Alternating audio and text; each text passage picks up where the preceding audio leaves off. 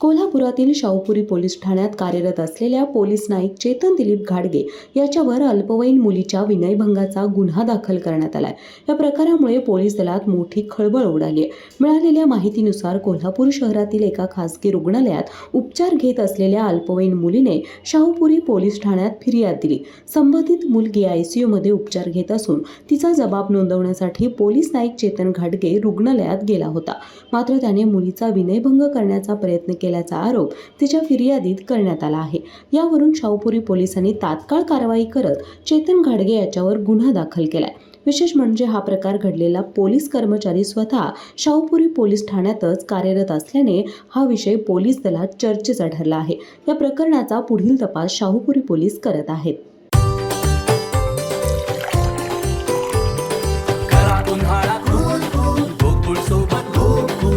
गोकुळ सोबत गोकुल। अशाच नवनवीन अपडेट पाहण्यासाठी आमच्या KK न्यूज चॅनेलला सबस्क्राईब करा।